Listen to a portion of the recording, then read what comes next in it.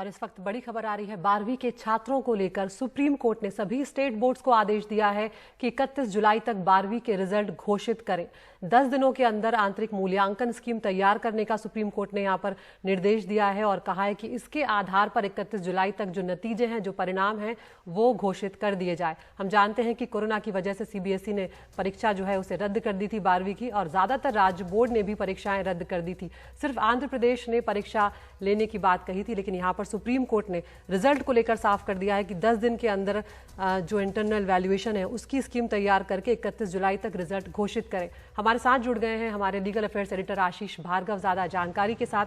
आशीष, हम जानते हैं कि जो 12वीं के छात्र हैं उनका इंतजार पहले ही बहुत लंबा हो चुका है, वो काफी दबाव में और तनाव में वो छात्र और उनके परिजन रहे हैं। यहाँ पर सुप्रीम कोर्ट अब किसी भी तरह की देरी कम से कम नतीजों में नहीं चाहता है और इसीलिए इस तरह का आदेश, और क्या कुछ कहा है? जी देखिए, सुप्रीम कोर्ट ने साफ किया है कि बहुत देरी नहीं होनी चाहिए, क्योंकि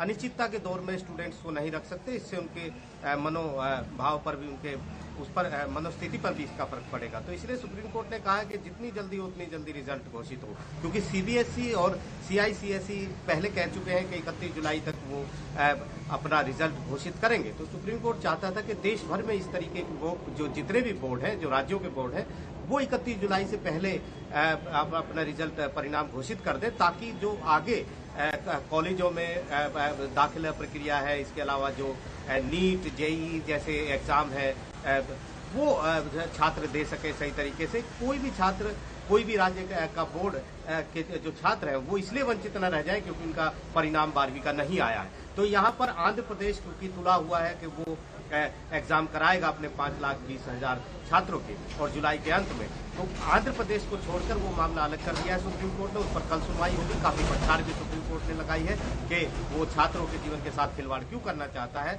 बहुत सारी चीजें मांगी हैं, रिपोर्ट मांगी है और पूछा है कि किसने ये फैसला लिया है कि परीक्षा कराई जाएगी। जब सारे बोर्ड कैंसिल कर चुके हैं एग्जाम को, तो आंध्र प्रदेश अलग क्यों दिखना चाहता है। ये बड़ी टिप्पणियां आंध्र प्रदेश पर की हैं, जिस पर कल सुनवाई होगी।